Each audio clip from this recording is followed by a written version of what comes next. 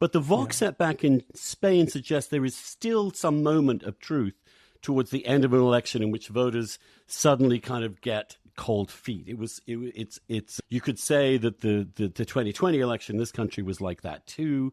The cold feet at the thought of extremism taking over, that sort of panic, which brings me to Israel.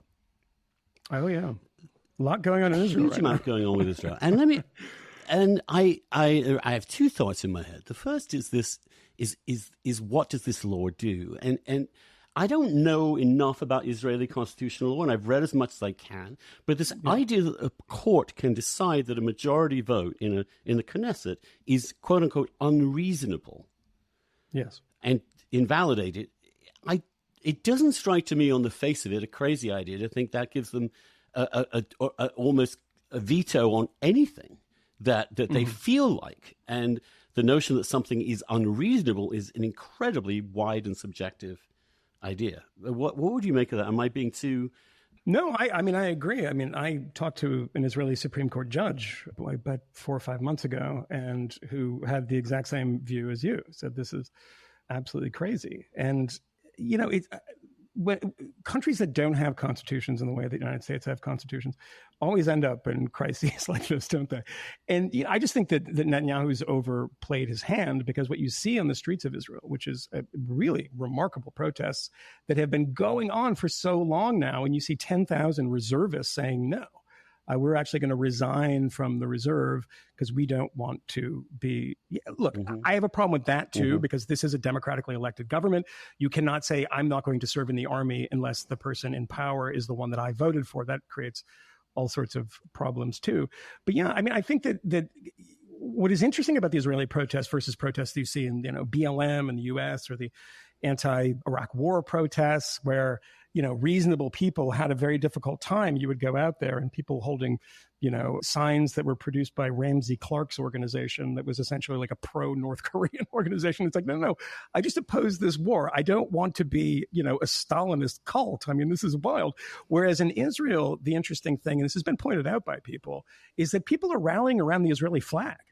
I mean, it's a very patriotic protest in that sense, where you do have people from all sides, and there are people that are exhausted by the, I would say that Netanyahu is probably one of the more powerful and consequential political figures of the past 50 years. I mean, that is without a doubt. But you also have a situation where you have guys like Ben Gvir, who is a psycho.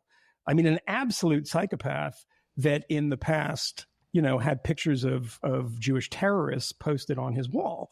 And what's his name? Smoltrek and these guys, they're all these extremists. That, I think, is something that people are upset about. I mean, Israel is a place that has gone from, in its creation was a socialist creation. It was a left-wing creation. It was kibbutzniks who were social democrats. And now it's gone to this place where, it's very, very right-wing at the moment, and in a religious way that is, I think, alienating to a lot of people that are very, very centrist and very modern that live in Tel Aviv, which is an amazing, fun, interesting city. There you have those two cities together. Now, this has a unique and extreme version in Israel, but in some ways, the forces of what I don't know, let's call it progress, quote unquote, and the forces of modernity that seem to be accelerating in so many ways, and the reaction to it, which is one of terror and panic and confusion, bewilderment. This is happening in a lot of Western nations, because it seems as if the development of our society is too fast for at least half of us to really not feel overwhelmed by this change. And so you see there two competing images of Israel, which is that of a simply secular, pluralist, constitutional liberal democracy. But essentially, Israel also contains the logic of the ethno-state, that it is about, essentially, it's somehow more about Jews than about Arabs in some, and that's what Netanyahu's party has moved to say. There has never been a settlement with the Arabs, so at some level there is a growing number of very religious population that is growing in numbers relative to the secular population. So you have a kind of unerring logic that at some point, if the if the reactionary side wins, you're going to see a very reactionary future. And if the secular side wins, you're going to see a crippled Israel. Because these forces are too strong in themselves for one to prevail over the other.